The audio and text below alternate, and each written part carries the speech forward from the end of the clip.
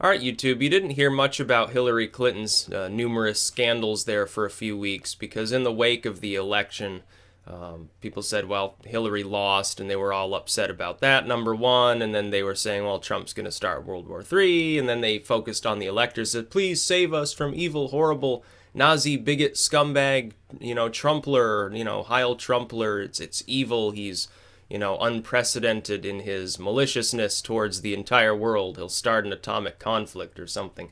So you didn't hear anything about it.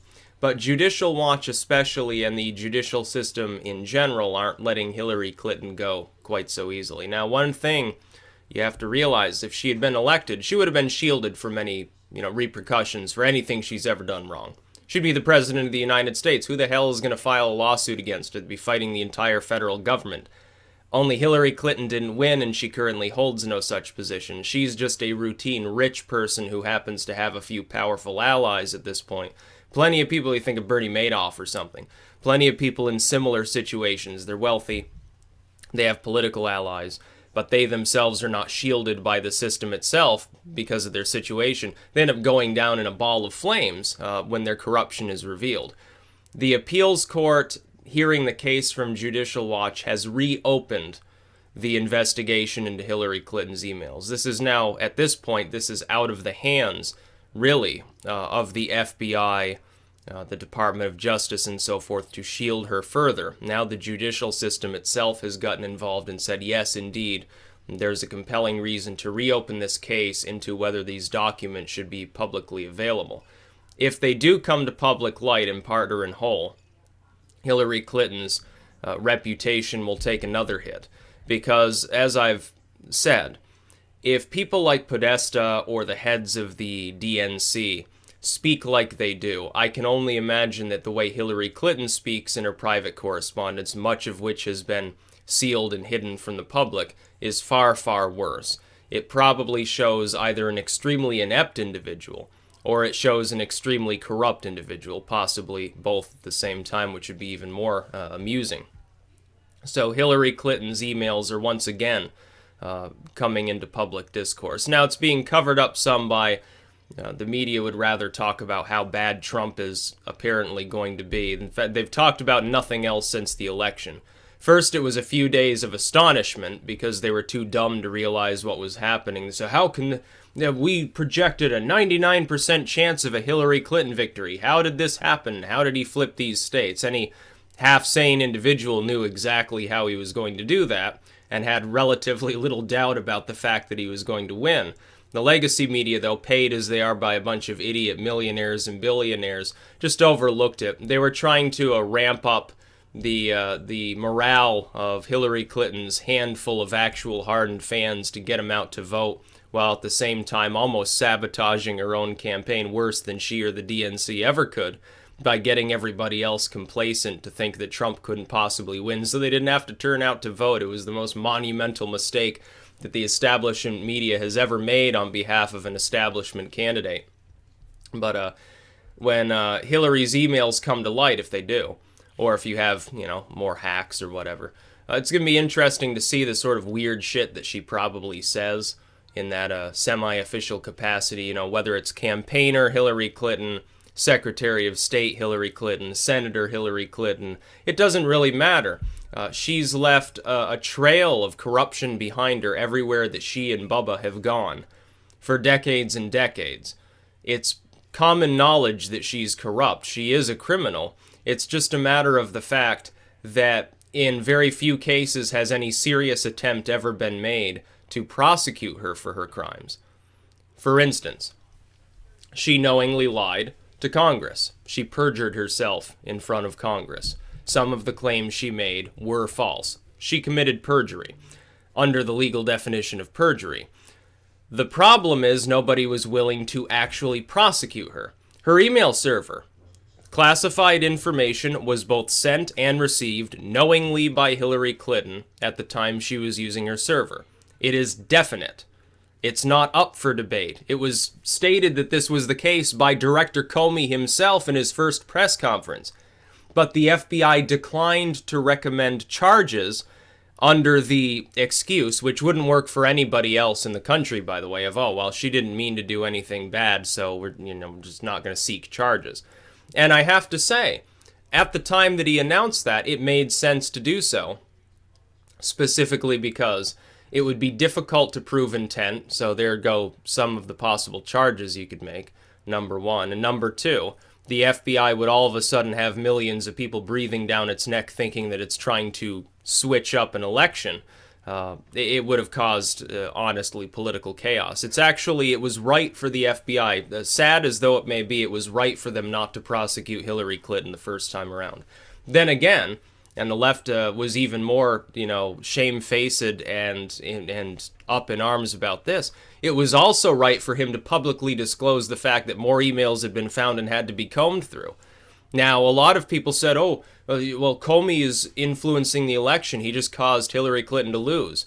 I said at the time that second statement was made, months later by Comey. Yeah, Hillary Clinton's campaign is probably doomed because this is coming at the exact worst time. But it's within the realm of belief to think that maybe, just maybe, Comey didn't really give a shit about what happened in the election. I think that might not be the case, but it's entirely possible he didn't care and just wanted to keep Congress up to date. Figured that they'd basically ignore him if he didn't, say this, summarize it publicly. And so that's what he did. Now, Hillary Clinton has had so many constant thorns in her side. The DNC leaks were really bad, especially with relation to Bernie's fans. The email revelations certainly didn't help. The first wave of that investigation already was threatening her campaign long before the general was even underway. Bernie Sanders, poor cuck that he is, had to come out and run interference. Oh, nobody cares about your damn emails, Mrs. Clinton. We don't want to hear about your yoga class or whatever. In reality, a great many people wanted to hear about her emails. Specifically, they wanted to see what the hell was sent and received here. Was it classified? Was there the possible endangerment of our national security? Indeed, it seems that was truly the case. I wonder why they didn't want to talk about them anymore. They didn't want a situation where Bernie Sanders would end up being the nominee of their party. Oh yeah, the Democrats, finally, they pull back the veil, say, yeah, we're socialists, just get over it, just vote for us anyway, we'll give you free money. And that would become their new platform. It would have been laughable. I maintain that Bernie Sanders would not have won the election. Under any circumstance, it would have pissed off the Rust Belt even worse. He wouldn't have won. He probably would have been competitive in a couple of extra states. He probably would have jettisoned many others. I can't imagine him doing well in a place like New Mexico. I can't imagine him doing well enough. True, he won the primary in Michigan. He could have taken that back, but he might have lost Minnesota, honestly. He might have lost even a place like Maine, which is northern New England. It's not far from here in Vermont, which is his supposed home state. He's actually a New Yorker born and raised. He's not a blood-born Vermonter by any means. He spent most of his early life in Brooklyn. That's why he speaks a little bit differently from the average Vermonter. I speak like the average Vermonter. Bernie Sanders speaks like somebody who was raised in Brooklyn. He's not really a Vermonter in the strictest sense. He's a Vermonter by adoption of this state since he's been in politics here for the last 4 decades. That's why he's considered a Vermonter. It would have been a little bit like Taft. Some people say, oh, well, Taft was kind of a Vermont president. Well, no, he wasn't born in Vermont. Calvin Coolidge was the Vermont president. Totally different type of individual, non-interventionist. Had common sense, unlike Sanders and maybe Taft did. Even Theodore Roosevelt had to beat on Taft. He did such a poor job. And they were allies, a few years before. Bernie Sanders would have been stupid. Hillary Clinton, though, ran an inept campaign. It's partially her fault. Obama set the stage for her loss in the Rust Belt states, economically speaking, so it's partially his fault. The DNC is completely and utterly corrupt and totally inept, so that's number 3. Well, there you go. I wonder why Trump won the election. Could it be that he simply ran a campaign for modern times that made more sense, was a lot cheaper and more streamlined? And all of these people, Hillary Clinton was drunk on election night. There's a reason why John Podesta Mr. Pizza himself had to come out on stage and say, oh, I know, everyone's waiting for an announcement. This isn't over yet. Just go home and get some sleep. I can imagine, thousands of people are camping out in the Democratic headquarters there. They're like on sleeping bags and shit, waiting for tomorrow's announcement of, oh yeah, by the way, we completely and utterly fell apart and lost the election handily, despite winning the popular vote because we stacked it up over in California.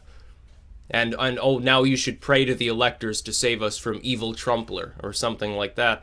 It was great. That was so funny that night. Here's Clinton, the whole Democratic apparatus. We must respect the election results. We must have grace when we lose, Mr. Trump, because you're going to lose. Then they lose instead. Was there any grace involved, or are there a whole lot of sour grapes on all sides? Obama, sour grapes. Clinton, totally sour grapes. People like Podesta, Michael Moore, sour grapes all around. Lacey, whatever her name is, that one feminist there who right before is like, oh, we have a lot of healing to do regardless of the outcome, by which she meant, oh, when Trump loses, we're not going to be able to just constantly browbeat the Trump fans. Trump wins, she's like, oh, Republicans control everything, it's textbook fascism, fuck you all, I'm going to bed. It was great. All these people had total mental breakdowns. Total breakdowns. It was great. It was great to watch. If Trump had lost, by the way, I would have probably been making fun of all of their breakdowns too. It would have been funny to see the result. But they didn't lose now, did they? As a soft supporter, somebody who's generally supports third-party action, it didn't even really matter to me ultimately who won and who lost. I preferred Trump. I voted for Trump. But if he had lost, I wouldn't have sat there crying my eyes out saying, oh no, the evil Clintonians have taken over. We are lost. It is Armageddon. Jesus, please save us, like some of these people would. Some of them would have. They would have been, oh, I knew we shouldn't have run Trump. We should have nominated Ted Cruz. It would have been funny to see. The Never-Trumpers would be rambling, and the Democrats would be gloating, and Trump would be on a tweet storm saying, oh, unfair, rigged, and, all that stuff, which is what he was setting up to do. And I think at the end, he knew he was going to win the election, and that's why he seemed so smug for the last few days. He saw the internal polling. He realized that the sampling on, the legacy media's polls is totally, utterly wrong. He said, oh, I've probably got this in the bag. I'm going to go get, a double dose of sleep, which means apparently 6 hours of sleep for him. And then Hillary Clinton, meanwhile, she's still not over the email crap. She'll probably have to go back to court to defend herself again. And it's deserving. She deserves this. If Donald Trump isn't willing to actually attempt to have a grand jury look into the claims against her to see whether prosecution should take place. If he's willing to let the issue go, somebody else will take it up. Judicial Watch will take it up. WikiLeaks will continue. Project Veritas will continue, and so forth. She's going to have a lot of people breathing down her neck for quite some time. And it's going to make her life a living hell. Good. She deserves it. I hope it distracts her from raising more money at her Goldman Sachs speech dinners. I hope it does. I hope it inconveniences the Clintons. They deserve it, after all Bubba did to fuck with this nation. And after all the Bushites did, who were in league with the Clinton establishment anyway, let's face it. After all they've done to denigrate our national security, to denigrate our liberty, good. Even if it's as little an inconvenience as, oh, somebody gave me a dirty look when I was walking down the street, good. Let them feel some ire of people. People have a right to vent a little bit. And if Judicial Watch is willing to take up this, prolonged and probably expensive suit, so be it. Yeah, go haywire. That's about all. Peace out.